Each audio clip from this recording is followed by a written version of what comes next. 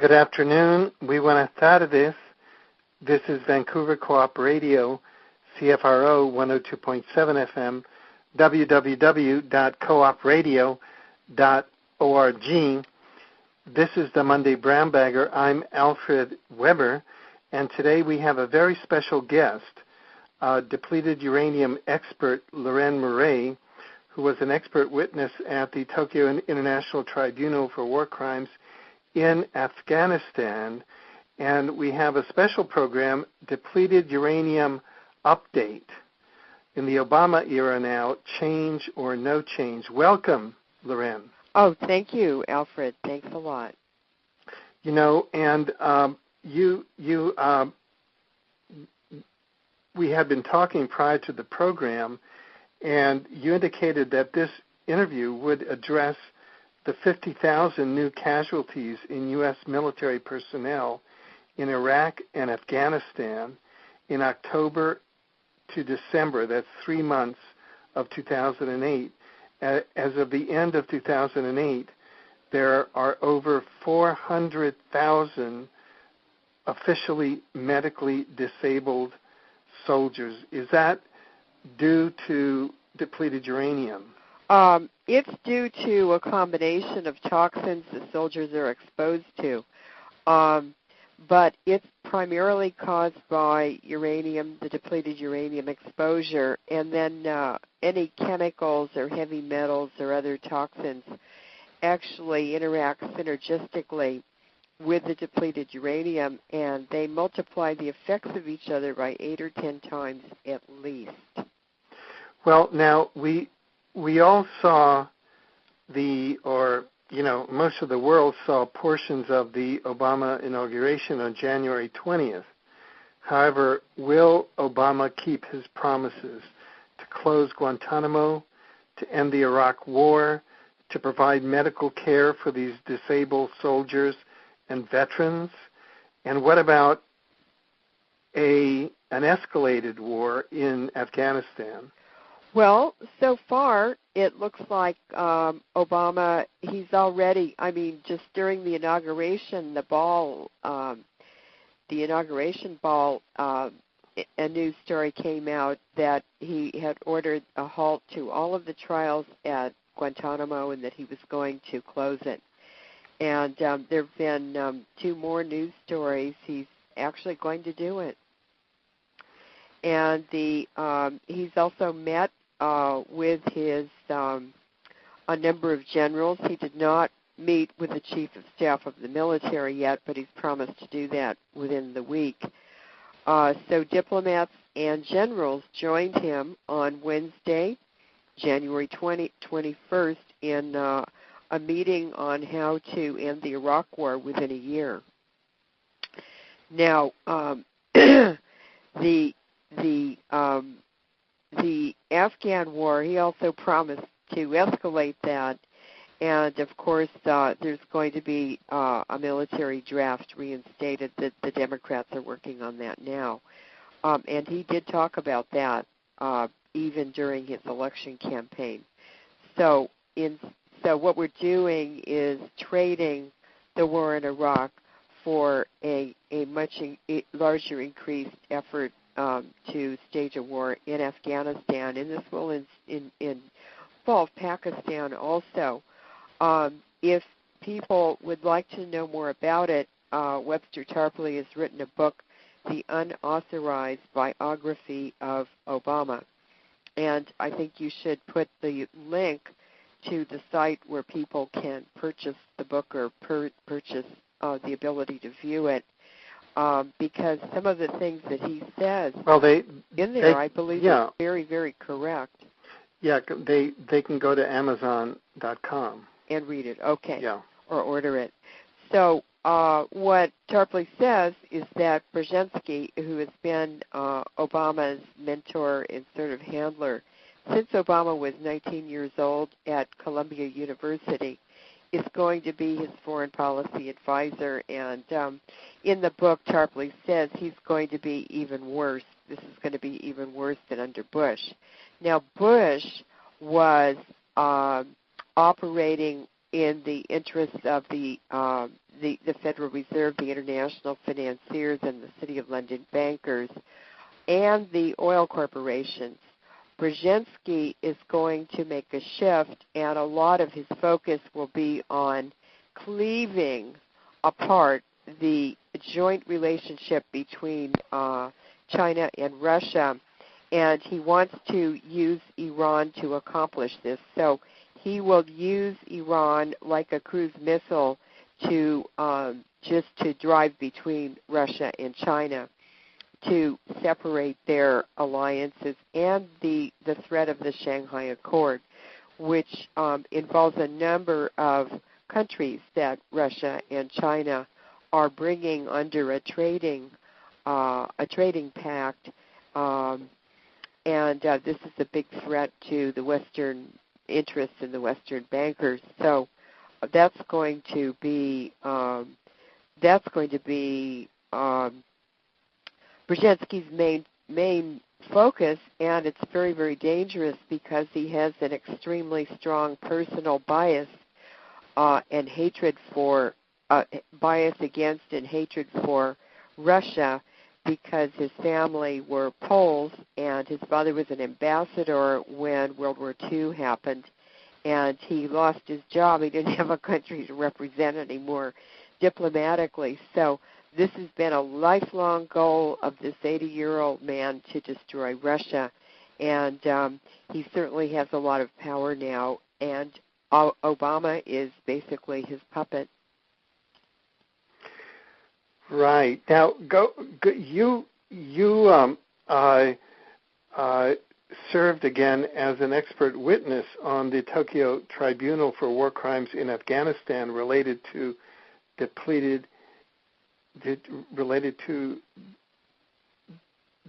uranium, and since then, I know that in the indices of some of the mental illness regarding the U, we've seen extraordinary things. I mean, PTSD, violence, murder, cannibalism. Could you just begin to document for our listeners just the litany of symptoms and behaviors that are coming out of the veterans of Iraq and Afghanistan?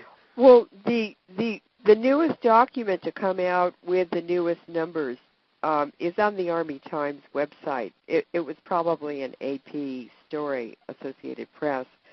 But Major Doug Rockey provided the information to the Army Times. And this article called VA Diagnosing Higher Rates of PTSD, it's by William McMichael. And what he said in summary is that out of 1.7 million soldiers and veterans who were deployed since 1991 to these radioactive battlefields in Iraq, Afghanistan, Yugoslavia, and basically those areas, we now have 400,304 officially medically disabled soldiers. But what Doug Rockey told me is that it's actually 1 million who are medically disabled. They just may not know it yet, or they may not have gone to seek help.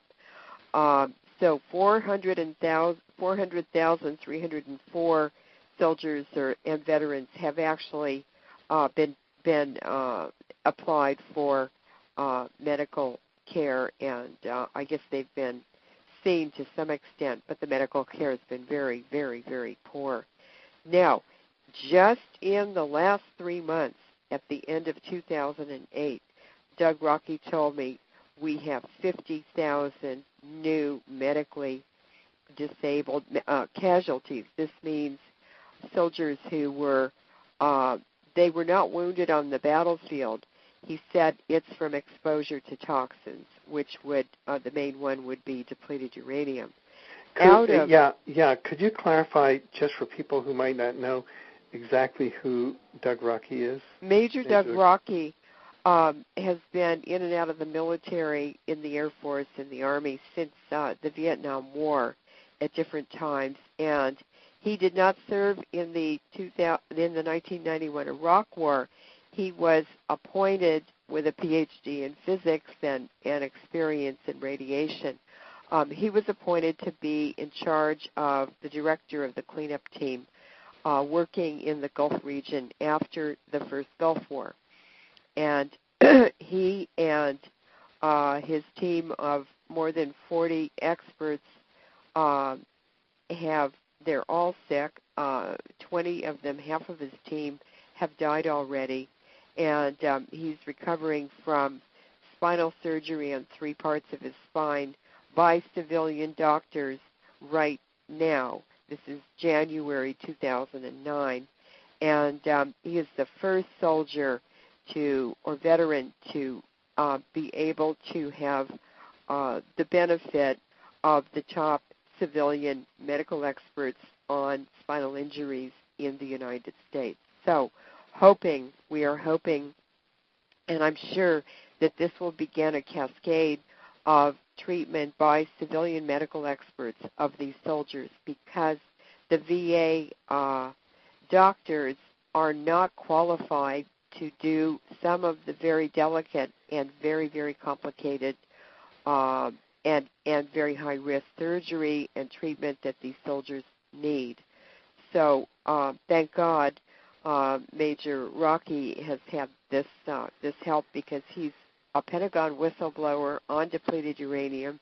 He's one of the few that I know of, and he has all the documents and declassified documents, and he's got the corporate memory of all of this all the way back to Vietnam, and he's helped me tremendously and other people, scientists, speaking out against the use of depleted uranium weapons.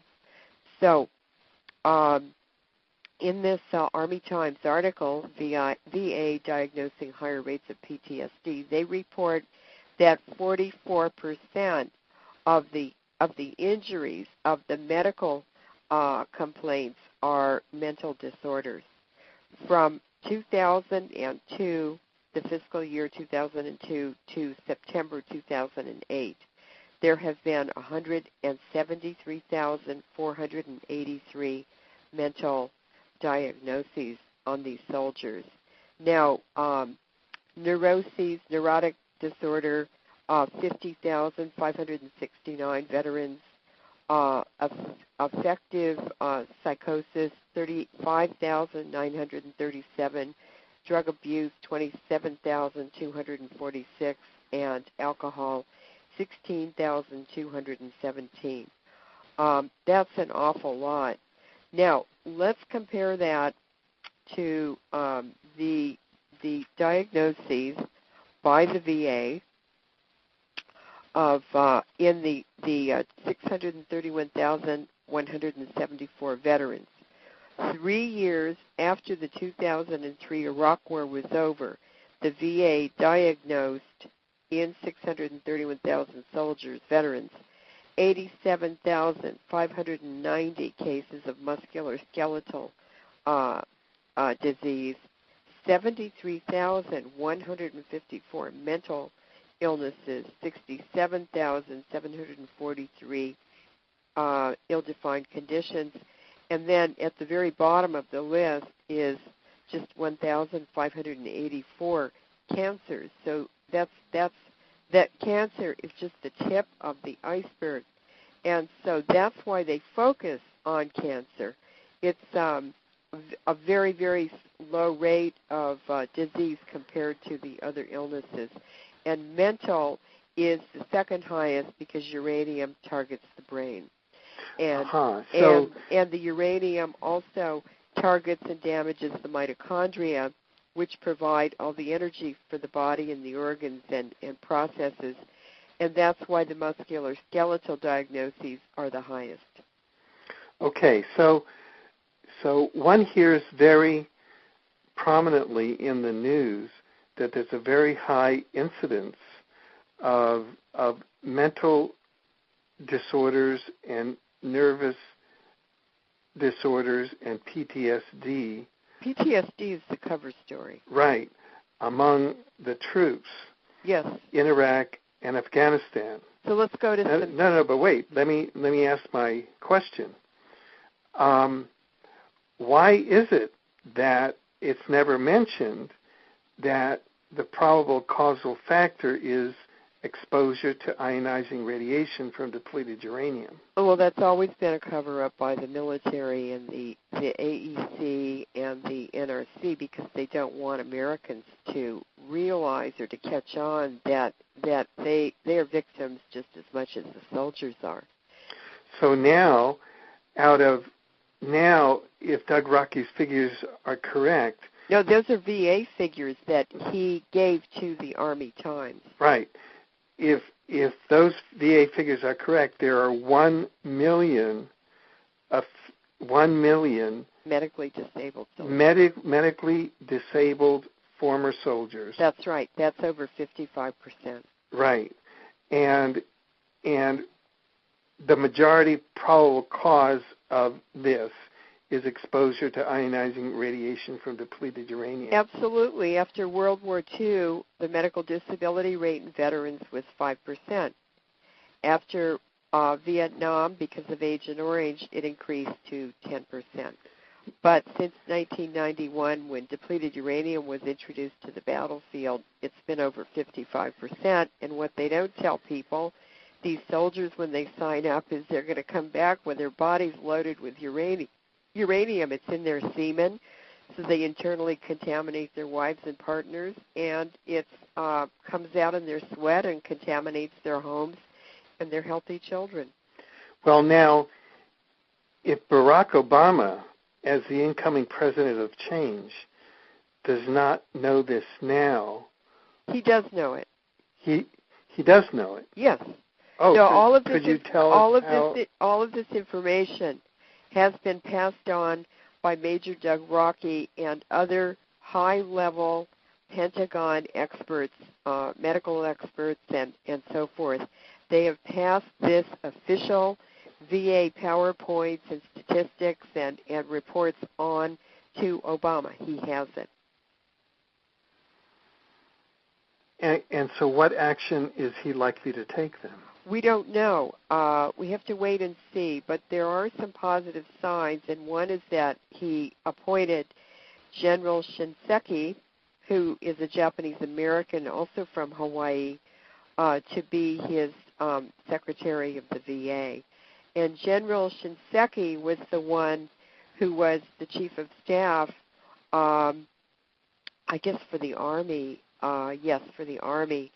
And he differed with Bush on how many troops would be needed to go into Iraq in the 2003 war.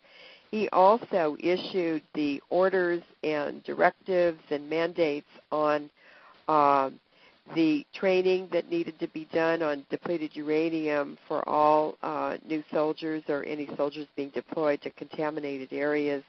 He ordered medical treatment for the sick soldiers, and also following the international law, he ordered the enemy soldiers and civilians had to also be treated. So he issued the orders, but they were not widely circulated. However, Bush fired him, and now it's ironic that Obama has made him Secretary of the VA. So there may be some hope there. Now, I'd like to talk about, just for a moment, about these mental illnesses. Yes, please do. PTSD, violence, murder-suicide, cannibalism, robberies. It's just incredible. These soldiers are mentally ill. They do not have PTSD. They're mentally ill. They have brain damage. In April of 2008, Brigadier General Cussman, who's the Undersecretary of Health at the VA, sent an email out that indicated that there are 18 veterans committing suicide every day in the U.S. A veteran named Marine Reserve Corporal Jeff Lucy committed suicide. He joined in 1999 and served in Iraq. He got out in May 2003. And his family has sued the VA in Massachusetts, where he was unable to receive adequate treatment. He came home sick and was just unable to get the VA to respond. And his family won a settlement of $350,000, but that doesn't replace their son. Now, in 2002, 4 wives were murdered within 6 weeks at Fort Bragg, and 3 of the soldiers who murdered their wives had served in special ops in Afghanistan after 2001. So 2 of them also murdered themselves after they committed suicide after they'd murdered their wives. And then again in 2008, just this past year, there were 3 more wives who were murdered at Fort Bragg. And so what in the world is going on there? That's 7 wives murdered, and it's always within a very short period of time. So it's probably soldiers returning who are mentally ill or very exposed to the toxins. Now, the one that tops all of them, in my estimation, is a soldier named Zachary Bowen, who served in Kosovo and Iraq. He enlisted in 2000, and he lived in the French Quarter of New Orleans, and he met a young woman, and they fell in love during the Hurricane Katrina disaster. They were helping people in New Orleans, and on October 5th, he murdered her. He cut her up into pieces and parts. When he went out to a bar and had his last drink, and then went up on a roof and jumped off it and killed himself. And he, oh God, it's so horrible. He ate parts of her after he cooked them, and then part of her was in the refrigerator, and other parts were lying on the table in the kitchen. So this is cannibalism. Now, how in the world did this happen when all of these people were healthy and normal before they went to these wars? A veteran with PTSD was recently acquitted in Mountain View, which is the San Francisco Bay Area. Sergeant Binkley, he robbed a pharmacy at gunpoint for drugs, but the jury let him off because of his PTSD. In fact, they said he was insane, but he's still facing a second robbery trial for one that he did in San Carlos. Now he was a West Point graduate. I'm sorry. Another GI pled guilty in a robbery and 2 murders, and he was a West Point graduate who served in Bosnia and Honduras. So his name was Louis Bressler. So the mental illness is bizarre. These soldiers come back and they swing from suicide to homicide. I get phone calls all the time from them asking me, they want to commit suicide, and can I help them? Now, let's go to cancer. This is the most bizarre thing of all. The military is treating all these soldiers who are getting cancer within 2 months of being exposed to depleted uranium, and it's from the very, very tiny depleted uranium particles that have a nanoparticle or particulate effect, which turns the cancer cells on very quickly in our bodies. We all have them in our bodies. But this poor Dutch veteran named Paul van Kester served in Bosnia, and he's one of 225 Bosnia vets with cancer. These are United Nations peacekeeping responders, and he's had 45 bladder tumors removed. He may not even be alive still now. And so what is the military response? This is wonderful. Oral cancer in U.S. soldiers versus oral sex and Gardasil. And what the Arizona Daily Star has reported in Bloomberg News is that the Pentagon is blaming this oral cancer on oral sex that they say the soldiers are having, and they want to vaccinate all young men with Gardasil, which we already know is causing cancer and other illnesses in young women who are vaccinated with it. Now, two researchers, Dr. Eric Sturgis and Paul Cinciaruppini, are providing a marketing pitch for vaccinating all these, even boys in the U.S., for this cervical cancer, HPV. It's a virus. They want to vaccinate all of them. And this is reported in Cancer magazine, but they claim that oral sex, quote, changing sexual practices such as more frequent oral sex in adolescents and young adults can contribute to an increase in oncogenic HPV-associated oropharyngeal cancers. And it could contribute, but they don't say that it's been proven to contribute. Now, what's really interesting about oropharyngeal cancer is only 1 to 2 cases are diagnosed a year by the VA, and one of the soldiers diagnosed actually served at the inauguration. His name was Lieutenant Colonel Jaime Martinez. He served in Iraq and Afghanistan and discovered about 6 months ago that he had oropharyngeal cancer. It was very, very aggressive, but he was treated at Walter Reed, and he was well enough to command his troops at the inauguration. But if these men are on the battlefield in Iraq and Afghanistan, who are they having oral sex with? There are very few women over there, and they're constantly complaining about being raped. So I don't think it's a consensual contact. The states now that must report cancer rates to the Centers for Disease Control are in a battle with the VA because the VA has said they are no longer going to report cancer data to the states or the CDC. Now, this will skew cancer registries in every state.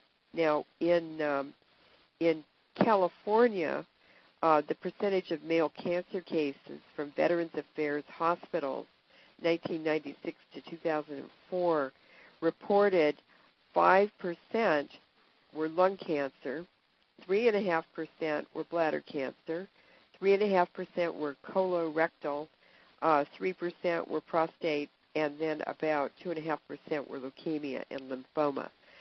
So what that means is the lung cancer is caused by inhalation, bladder cancer is contaminated water and food, colorectal would be contaminated food, prostate is the ability of depleted uranium particles and the chemical heavy metal effect of uranium to cause estrogen and hormone changes. It's a hormone and estrogen disruptor.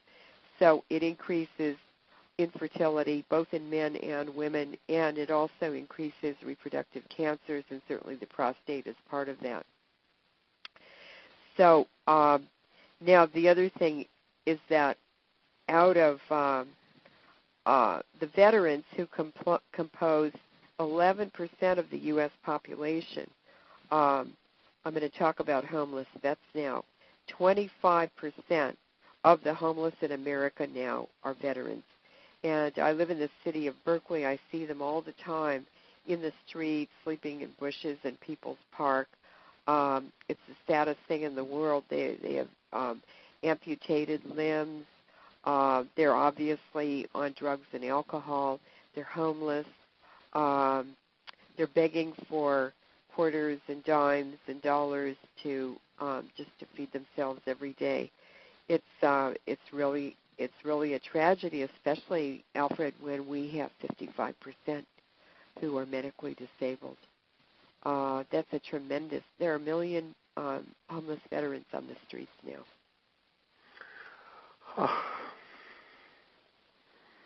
Are you okay? Yeah, no,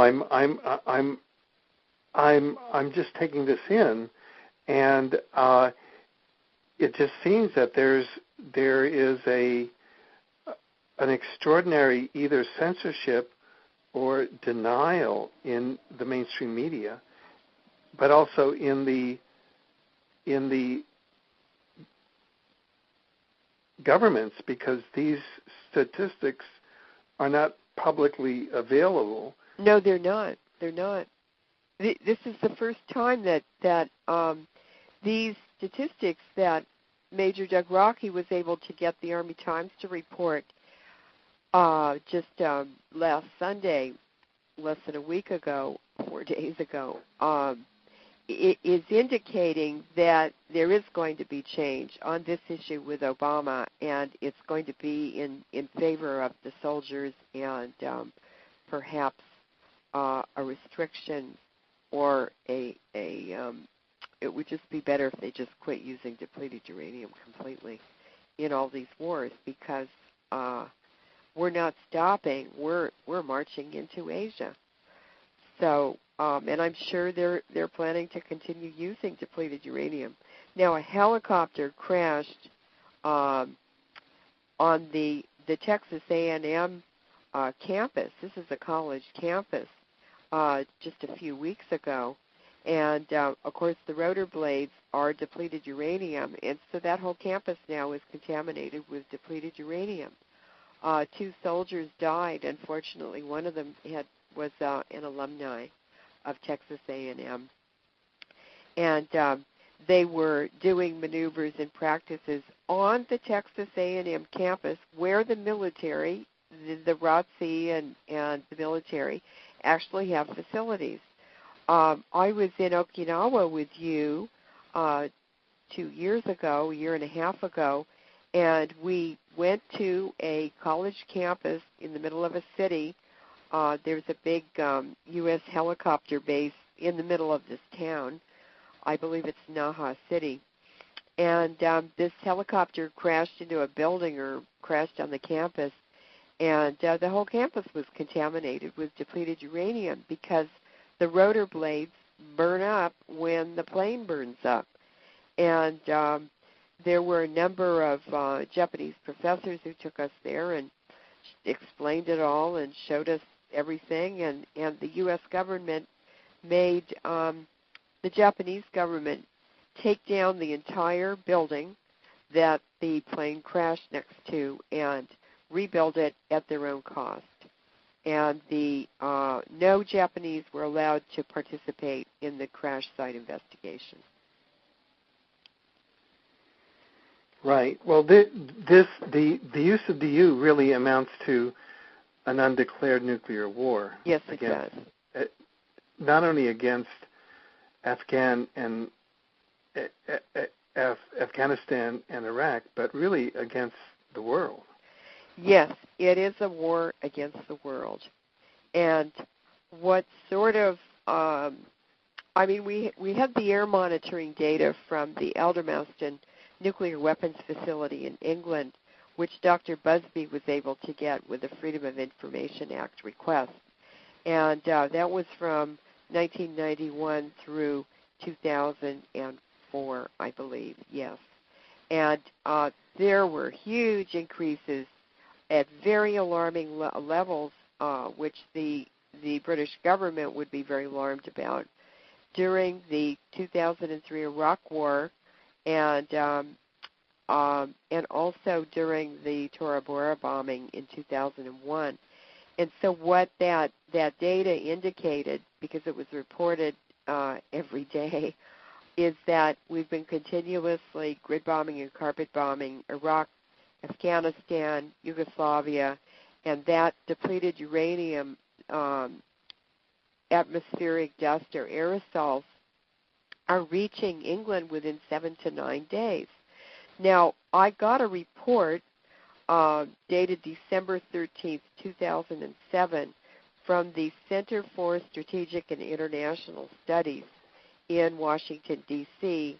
The report is by Anthony Cordesman, and it's called U.S. Air Power in Iraq and Afghanistan, 2004 to 2007. So this is a report on the monthly airstrikes in Iraq and Afghanistan for 2004, 2005, 2006, and 2007. So essentially, this is an extension of the air monitoring data in a way, or the munitions used per month that fills in where we don't have the data from Aldermaston after 2004.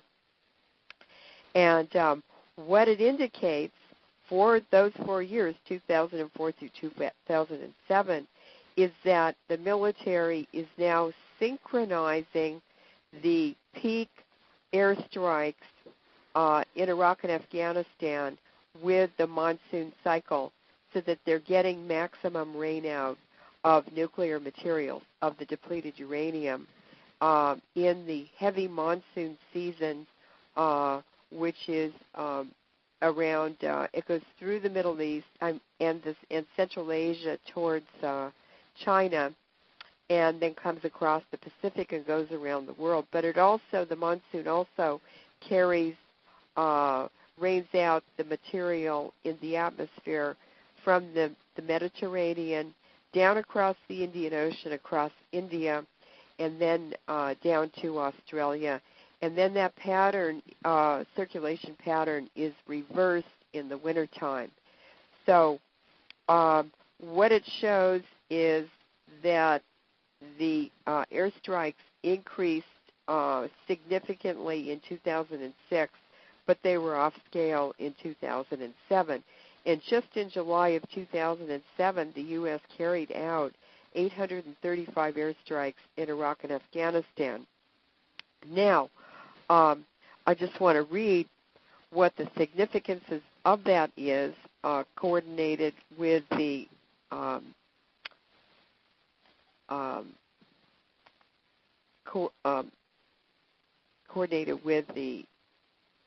monsoon. From the Tulsa Tribune, June 1st, 1948, is a very significant article from Washington, D.C. Radioactivity lingers longer in a water blast. And so this article is about the atmospheric testing in the Bikini tests of 1946, when A-bombs were detonated in the atmosphere and underwater, and contaminated, by the way, 95 U.S. naval ships, including a battleship, and they were never able to decontaminate them. They had to sink them out in the ocean, load them up with all their nuclear waste from the bomb testing project, and then sink them in the ocean. So what it says is, an airburst bomb, such as those used in the attacks on Hiroshima and Nagasaki, presents no problem of residual activity because the fission products ascend into the air and drift away. But when I walked into the environmental lab at Livermore Nuclear Weapons Lab, where I worked, there were cores in 1991 that the environmental team had drilled in Hiroshima and Nagasaki, and I said, what are those for? And they said, oh, we're monitoring radioactivity in Hiroshima and Nagasaki. And I said, why? And they said, because it's still radioactive, and so are the people. So to go on with this article, it has been suggested, however, that in the absence of a large body of water near a city, a bomb could be exploded in the middle of rain clouds. Well, that's essentially what they're doing with depleted uranium. The dispersion of fission products, in this case it's uranium and its decay products, over the ground might then be even more complete than in an underwater burst. And indeed, the depleted uranium aerosols rise up into the troposphere from the battlefield or wherever they're bombing and using it. And this is a very low altitude. The troposphere is where all the storms and hurricanes and air fronts are. It's the most dynamic part of the atmosphere. And so we're having almost a 100% rain out of what they're bombing with over there within 2 months. And within 7 to 9 days or 2 weeks, it's over here. And just to illustrate that, in 2007, when they did those 835 airstrikes in July in Iraq and Afghanistan, the uranium levels in Los Angeles drinking water doubled in 1 year. And the Los Angeles Power and Water Company has been measuring uranium in the drinking water since 1998. So there's a continuous record for 10 years, every year, of how much the uranium has increased in the drinking water in Los Angeles, which means it's all over the U.S. It means it's all over the world. And what the results are is that there's been a camel plague. Thousands of camels have died all over the Middle East and Central Asia. That is not from a virus. I looked up the history of camel plagues, and they occur in localized, constricted areas. This is something environmental. And on top of that, obesity levels in China are escalating like you can't believe. In a July 2008 report by the AP, it's in the mainstream news, they reported that 25% of the Chinese today are overweight. And there's even a photo of a very, very obese Chinese person, about 300 pounds, laying on a table getting acupuncture. Well, what people don't know is that uranium is a hormone and estrogen disruptor. And obesity, heart disease, diabetes, these all are diseases and cofactors in uranium exposure. I wrote a very, very important paper. It's called Populations Exposed to Environmental Uranium, Increased Infertility and Reproductive Cancers. And what I concluded is that this global pollution with depleted uranium is an undeclared nuclear war for the purpose of carrying out the depopulation policy which Brzezinski, Henry Kissinger, General Alexander Haig, and Ed Muskie developed as U.S. national security policy when Kissinger was in the State Department, and he started a new office called the Office of Population Control. So this is actually why we're using these weapons that are killing our own soldiers, killing us, and killing the global population, all living things, in fact. And do you think that the Obama administration, given Obama himself, his cabinet, is conscious of that depopulation policy and will continue it? Oh, sure. Brzezinski wrote it. So that Obama then, you think, will continue the depleted uranium HAARP depopulation policy? Well, Obama's going to continue what Brzezinski tells him to continue. Brzezinski's in the driver's seat now. And after that Barksdale Minot debacle when Cheney was responsible for the hijacking of a U.S. Air Force bomber with 6 nuclear weapons on it, armed. It flew from, I think, Arkansas to Louisiana. It was on its way to the Middle East. He was going to bomb Iran with it. And some low-level U.S. military personnel, some of them were murdered afterwards. They're the ones who stopped it.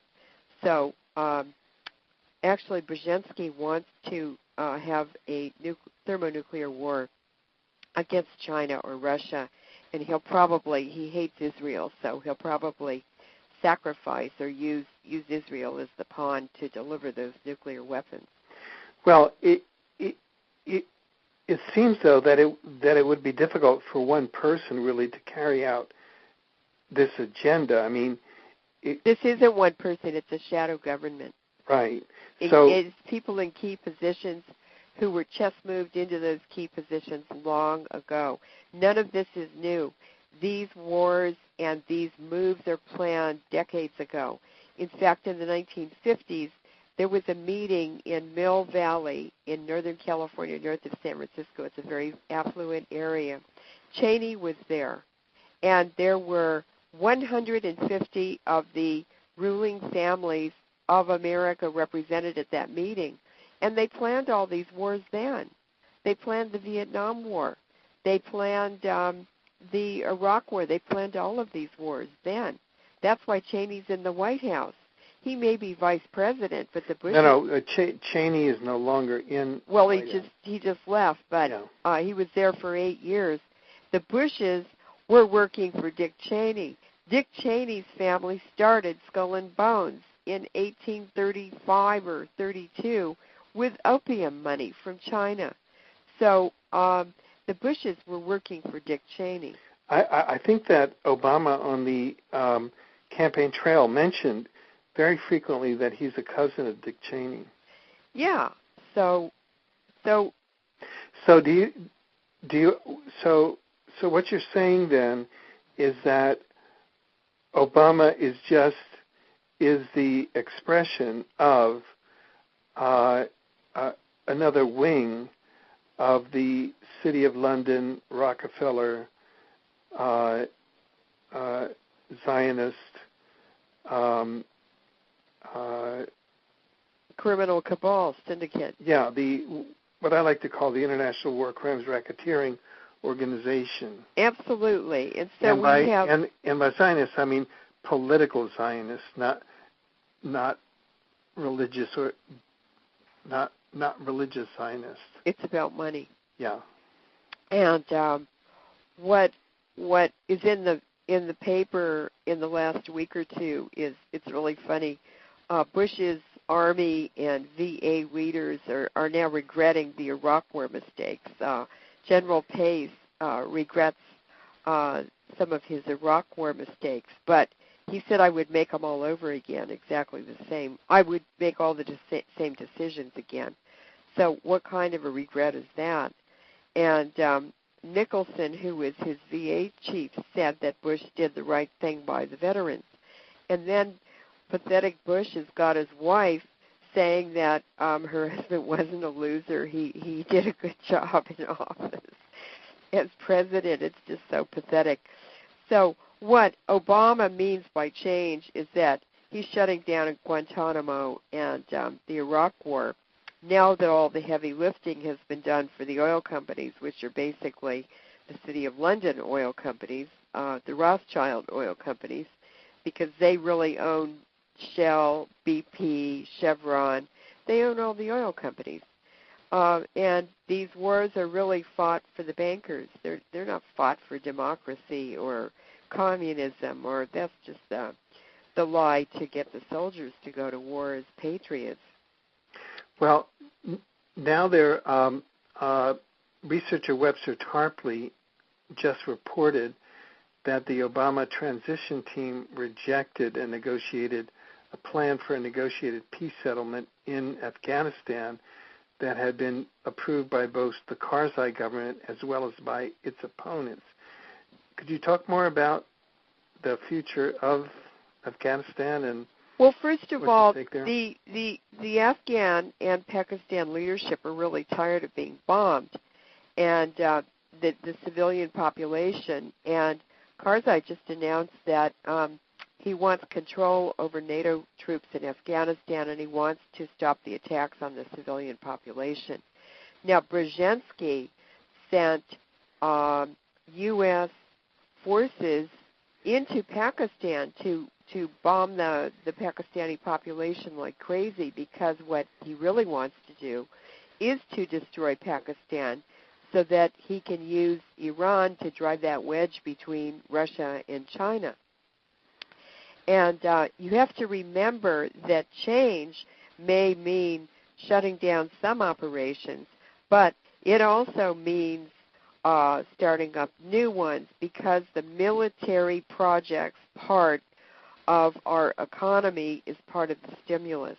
We're a permanent war economy because our economy would collapse if we weren't involved in perpetual, endless wars. Now, on January 19th, a German blogspot just reported, and this is courtesy of Webster Tarpley. The title is "Obama Team Rejects the Afghan Peace Plan, German Expert Reports." Quote, "The Obama transition team has already rejected out of hand a plan for a negotiated peace settlement in Afghanistan, which had been approved by the Karzai government as well as by its opponents. A leading mainstream German Afghanistan expert, Christoph Horstel, who had attempted to play the role of a back channel between Afghan circles and the Obama team, reports that his approach with this peace plan was brusquely rejected by Obama's top Afghan advisor, who is not named in the report. This story is reported on the Swiss-German blog Alles Schul und Ruch. According to Horstel, Afghan Mujahideen circles also report that their efforts to negotiate with the incoming Obama regime have also been rejected, despite the fact that Kabul is now virtually surrounded and could fall to the Taliban at any time. So you see Karzai is sitting there. He's facing election. He wants to get reelected, so he must advocate for the people. But don't forget, he's a unical whore for the oil companies in the U.S., and he's really just operating out of self-interest. In the end, he'll support the oil companies. Yeah. Now we just have about 5 minutes left in the segment, but since we're broadcasting here out of Vancouver, BC, and in Canada, I'd like to bring back to public consciousness the fact that if we're talking about depleted uranium weapons, the origin of the uranium in most U.S. depleted uranium weapons is from Canadian uranium, That's right, which is illegally used. It's contrary to the laws and statutes of the Canadian Nuclear Regulatory Commission that Canadian uranium be used for any weapons purposes, and it's against the U.S.-Canada Nuclear Cooperation Agreement. And I wondered if, as an expert, you could speak to why it is that Canadian uranium is allowed to poison the world and no one is lifting a finger. In fact, Prime Minister Stephen Harper fired the director of the Canadian Nuclear Safety Commission on the floor of the House of Commons about 2 weeks after we raised this issue with a member of the New Democratic Party caucus, a member of Parliament. Well, that's very interesting.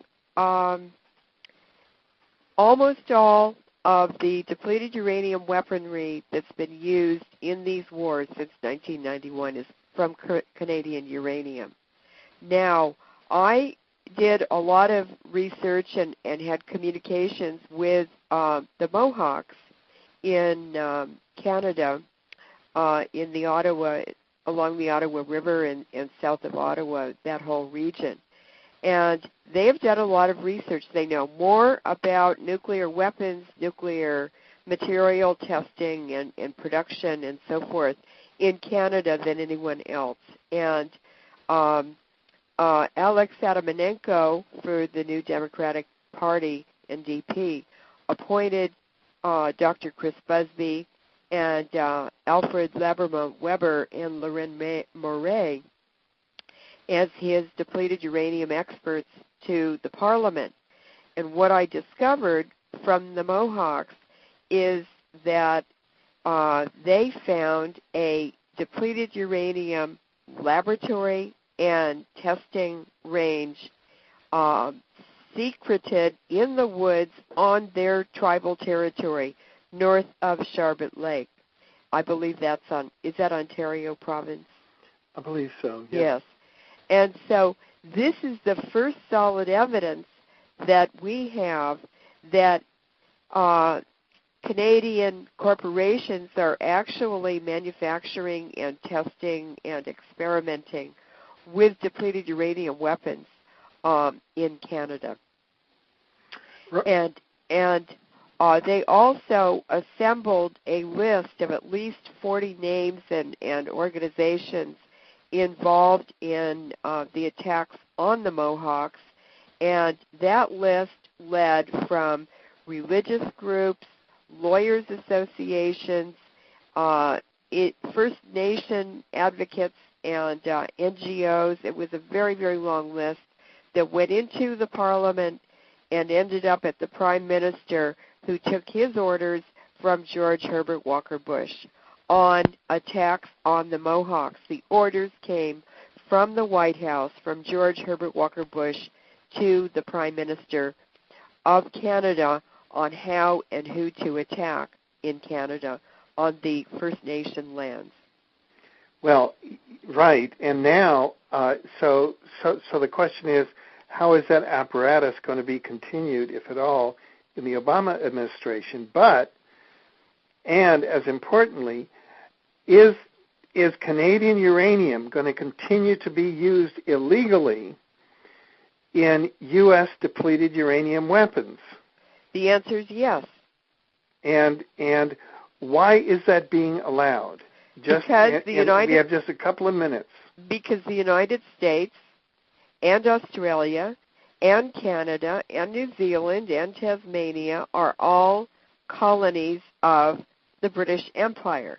The British Empire is contained within the walls of the ancient city of London, the Roman walls of the ancient city of London, in the city of London, and that is where the international financiers reside, and that's where the orders are coming from.